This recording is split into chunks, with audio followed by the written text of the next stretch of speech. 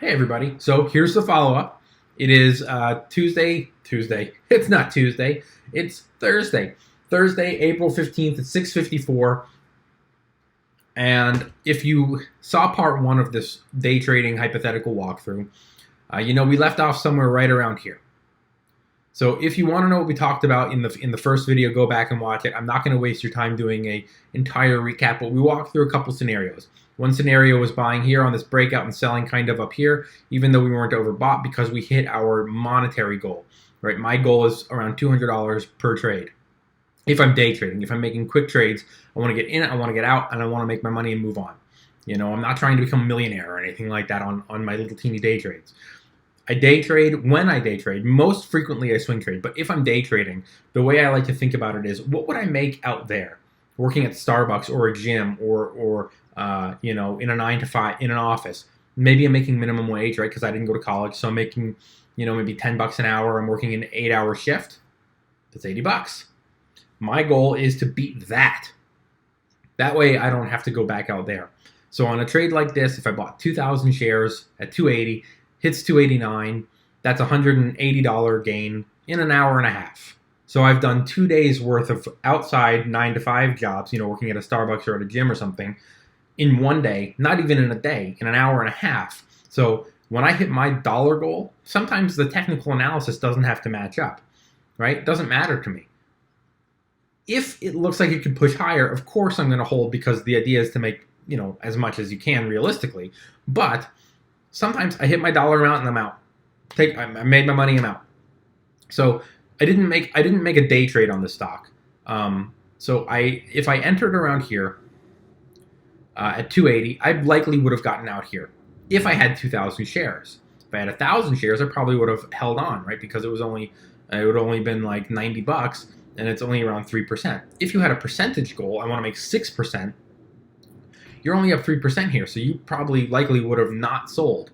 So it really depends on your goal, how much you're trading with, etc. When the stock starts to sell off here, we want to look at the 20-day moving average. 20-day moving average is like a psychological indicator for us to start paying attention. Right? It's had this run from in the 270s all the way up to 290, almost 290, and now it's pulling back. If it hangs in the positive side of these Bollinger Bands, that's a good sign. If it breaks this 20-day, it's a psychological indicator that it could be going lower and we want to start paying attention. What we really want, though, is for the stock to not break support. If it breaks support, it could push lower. Obviously, we don't want that, especially if we're in at 280, because now we're heading into negative territory and we might have to take a loss on our hypothetical day trade. What we want is consolidation. Ideally, it consolidates in the positive side of the Bollinger Bands, but really it doesn't really matter as long as we get consolidation. As long as it starts to trade sideways and in a tight trading range. See, these really wide Bollinger Bands are good in an uptrend, right? Look at this potential upside. But when we peak, wherever that may be, if we get into overbought territory and the Bollinger Bands are very wide apart, it indicates that there's a lot of potential downside. That's not good. So what we like to see the Bollinger Bands narrow. And the more narrow they become, the more higher of a likelihood it is that the stock will have a breakout.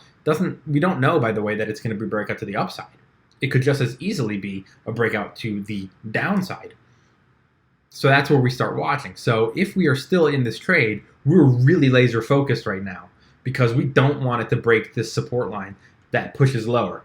What we would ideally like, if we're still in this trade, is that it breaks out to the upside, so it gives us a second chance to exit this position and have a little bit more profit. If we're day trading, it means you open and close a position all on the same day. And you can see here, we're getting kind of close to the end of the day, which is at 4 o'clock. So we're starting to think it's time now to start being real here about locking in our profits and not trying to maximize the most amount of money, but just trying to get maybe back to 289. Right? There's no saying that it's going to go to 289. Just because it went there once in the past doesn't mean that it'll do it again. If you watched my other video from earlier today, I said, if we get a breakout here, it could get up to 289 again, maybe even the 3s. But that's doubtful, and you're just guessing at that point. Ideally, if there's a second breakout and it's really strong with a lot of volume, maybe it surpasses the previous high of the day of 289 and goes higher. Maybe. Nobody knows. At that point, what we want to start doing is paying attention to this relative strength index. Now, any other trader might come out here and say, well, of course, we wait and we would sell right here at 296. But that's baloney, right? Nobody is going to be able to time it that perfectly and get in at the exact amount, right? When I say to you as a day trader, if I entered this position at 280, whether I entered it here or here on this breakout, I'm getting out right here. Why? Because of this. That's where I'm saying it's time to lock in my gains because it could start to potentially reverse. Look, some after hours trades just came in. It could start to reverse. So I'm going to get out here. There's no indicator that it's going to push all the way to 296. Right? There just isn't. Yes, we're trading higher and higher, but you don't know that. In fact, this is telling you the opposite. It's saying it's gonna head back down. So in the earlier video, I said it could get up to 289, again, 290s, maybe even 3. That was close, right? But I would have exited here based on this. So there you have it. One stock, one walkthrough, a couple different scenarios, right? Entering here, exiting there, entering here, and then holding. Or entering here, right? You could have also entered on this first breakout right here because the volume isn't super strong, but it does get a double breakout, right? Double breakout, boom, boom, double breakout, boom, boom. And look what happens, and look what happens. Obviously, these aren't guarantees. Right? Just because it did double breakouts in the morning and went up like this doesn't mean it's going to do double breakouts again in the afternoon and do the same thing. We just got kind of lucky on this one where it did. The indicators here, the thing that's important to look at are these support and resistance lines. But you can see that I have 2 lines here. This is resistance, this is support. And I set 2 alerts. I set an alert saying, alert me when it crosses over or alert me when it crosses below. And you can see that the crosses below indicator is still intact because it never crossed below. But I did take a screenshot and you can see right here at 155, I get an alert from TD Ameritrade's Thinkorswim saying, alert. Right here, alert. It says, alert on LITB, price chart has crossed above the price level of 282. So that's what my phone is telling me.